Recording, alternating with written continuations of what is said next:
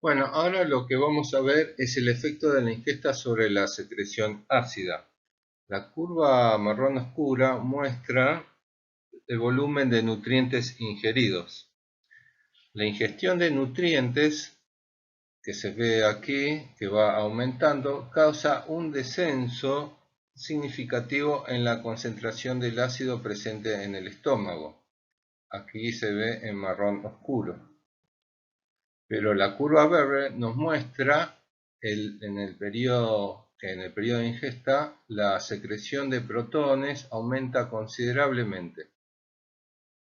El descenso de la curva marrón oscura muestra el abandono del quimoácido desde el estómago al duodeno y se observa que cuando este va descendiendo, el abandono del quimoácido al duodeno desde el estómago, la secreción de ácido, los niveles que van aumentando, corresponde también al aumento de la curva marrón clara que nos está diciendo la concentración de protones que hay en el estómago que va aumentando, Cuando el quimoácido abandona totalmente el estómago, o los niveles son muy bajos, podemos ver que la concentración de protones en el estómago iguala a los niveles previos a la ingesta. Una de las conclusiones que podemos sacar de estas curvas es que el alimento en el estómago actúa como un buffer, neutralizando la concentración de protones o el ácido presente en el estómago. En la fase cefálica, estímulos sensoriales previos a la llegada de los nutrientes al estómago activan el núcleo motor dorsal del vago en el tronco del encéfalo, por lo que el nervio vago envía señales vía acetilcolina al estómago, activando la secreción ácida directamente en las células parietales e indirectamente activando las células tipo enterocromafines y las células G e inhibiendo las células D. Los estímulos cefálicos pueden ser estímulos de aspecto, de olor y sabor de los alimentos que involucran neuronas superiores.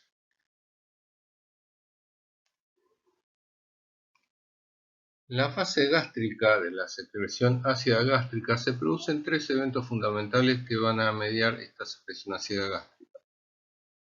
La primera es la presencia de alimentos en el estómago, en el cual produce una distensión gástrica, en el cual hay receptores por los cuales activan dos reflejos, un reflejo vagal y otro reflejo local de las neuronas entéricas, en el cual activan las células parietales, las células G y las células tipo heterocromafines, que no se ve aquí en la diapositiva.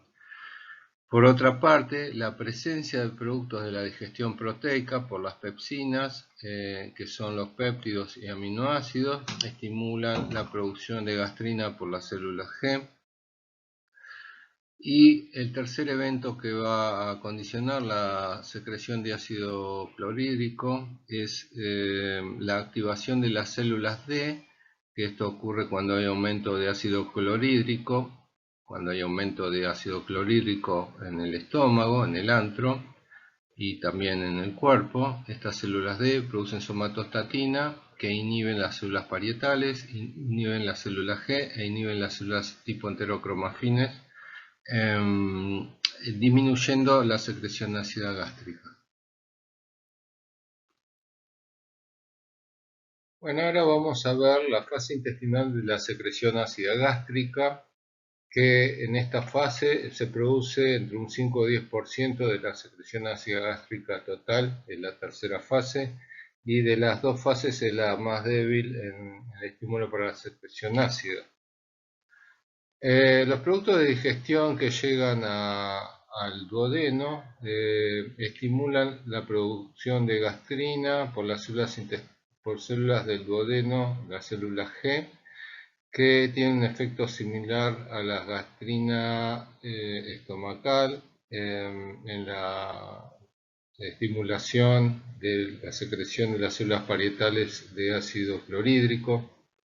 También hay otras células enteroendocrinas que liberan hormonas llamadas enteroxintinas, que no se sabe muy bien el origen y el tipo de células endocrinas que lo están promoviendo, pero las han agrupado como enteroxínticas. Y en tercera instancia, la absorción de aminoácidos en el intestino lleva mecanismos por los cuales las células parietales son estimuladas para la secreción de ácido clorhídrico. Los mecanismos aún no se conocen bien. Por otra parte, en la primera porción del duodeno habíamos hablado que las proteínas estimulan la gastrina, pero también en la segunda porción del duodeno, material ácido y la hiperosmolaridad estimulan células enteroendocrinas que liberan secretinas, hormonas HIP, enteroglucagón, que inhiben la secreción de ácido clorhídrico, que tienen una función muy importante. Finalmente, las grasas, a través de la estimulación de las células que producen colecistoquinina, esta colecistoquinina, cuando llega por circulación al estómago, estimula las células D que liberan somatostatina, y la somatostatina ya sabemos la acción que tiene, entre ellas la inhibición de la gastrina, pero también, bueno, la inhibición de las células tipo heterocromafines y la inhibición directa de las células parietales. Con respecto a la secreción basal de ácido clorhídrico, que lo podemos ver en el periodo interdigestivo, en realidad es una secreción basal muy pequeña de ácido clorhídrico y el pH puede variar entre un pH 3 a 7. También la secreción basal de ácido clorhídrico lo podemos encontrar en los ritmos circadianos, que es máximo entre las 9 y las 12 y un mínimo entre las 5 y las 9 horas. La secreción basal de ácido clorhídrico puede ser mayor en el hombre porque hay una mayor masa de células parietales, es regulada por la vía vagal y aumenta por el estrés. Ahora vamos a hablar de otra secreción gástrica, el pepsinógeno por las células principales. El pepsinógeno y la pepsina en su estado activo es una endopeptidasa que inicia el proceso de la digestión proteica en el estómago. La secreción de pepsinógeno por las células principales es inactiva y requiere de un pH determinado ácido para que el pepsinógeno se pueda convertir en pepsina y esté en una forma activa. Cuando el pH baja a menos de 5, espontáneamente se activa el pepsinógeno. Cuanto más ácido sea el pH, más rápido el pepsinógeno se activa a pepsina. Esto sucede cuando el pH es menor a 3. Entonces el pepsinógeno en un medio ácido, como es en el estómago, se puede clivar el extremo amino terminal, que es como un capuchón, en el cual está el pepsinógeno inactivo. Ese capuchón que está en el extremo amino terminal es clivado y el pepsinógeno entonces está en su forma activa en forma de pepsina. Ahora, la pepsina también tiene propiedades autocatalíticas, en el sentido que la pepsina puede activar pepsinógeno. Bueno, la pepsina puede trabajar en forma óptima entre un pH entre 1,8 y 3,5.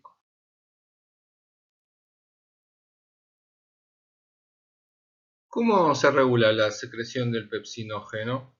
El estímulo vagal colinérgico, tanto cefálico y oral como gástrico, y acá también interviniendo neuronas locales, promueven tanto la liberación de ácido en las células parietales, como así también la liberación de pepsinógeno en las células principales.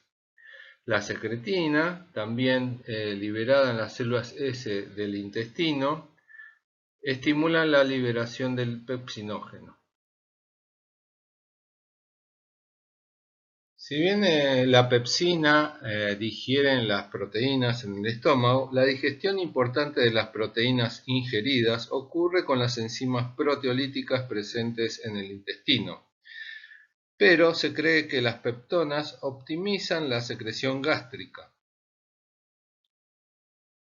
Como se dijo antes, las peptonas estimulan a las células G antrales liberando gastrina. Y como la gastrina estimula la secreción ácida por las células parietales, las peptonas favorecen la secreción ácida gástrica en la respuesta a una comida. Bien, ahora vamos a hablar acerca de la barrera mucosa. El moco o mucus y el bicarbonato protegen la superficie de la mucosa gástrica de la acidez y pepsinas.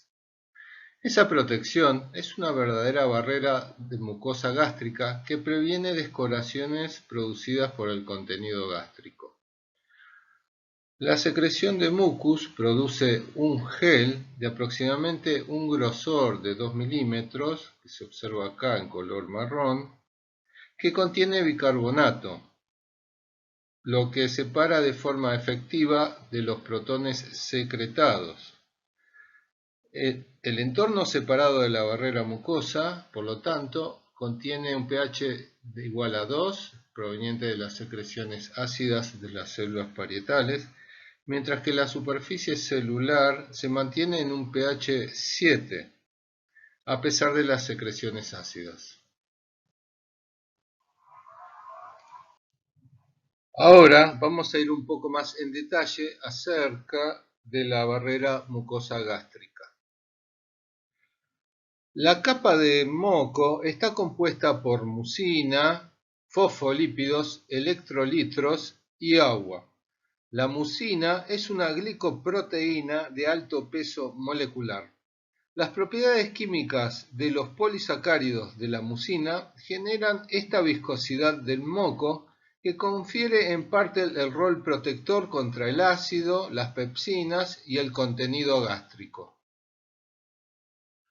¿Qué células secretan el moco? Las tres partes de la glándula, es decir, la superficie, el cuello y la base, secretan mucina, aunque pueden diferir en el estado ácido-base de la misma. Vale decir que son células mucosas en estas tres capas. Como dijimos anteriormente, pero remarcamos nuevamente que la capa de gel mucosa protege contra sustancias dañinas como el ácido, las pepsinas, pero también ácido biliar proveniente de las secreciones biliares desde el duodeno, el etanol y también posibles escoriaciones de nutrientes. Con respecto a la regulación de la secreción de moco, podemos decir que es permanente, dados los constantes daños a la mucosa. Con respecto a la secreción de bicarbonato, esta ocurre en células mucosas de la superficie de la glándula. El bicarbonato secretado queda atrapado entonces en la capa de gel mucosa, y es así como el pH de la capa es alrededor de 7. ¿Cuál es el origen del bicarbonato? Se propone que es extracelular y se transporta a la célula a través de un cotransporte sodio-bicarbonato en la membrana vasolateral que luego es liberado a la capa mucosa apical por mecanismos que no se conocen bien. ¿Cuál es la regulación de esta secreción? No está muy bien estudiado, pero se supone o se sugiere que es estimulado por estímulos colinérgicos vagales. Entonces, el rol del bicarbonato es de neutralizar los protones que logran difundir a la capa mucosa, y la capa mucosa protege también de las pepsinas, dado que el bicarbonato lleva un pH 7 e inactiva irreversiblemente a las pepsinas.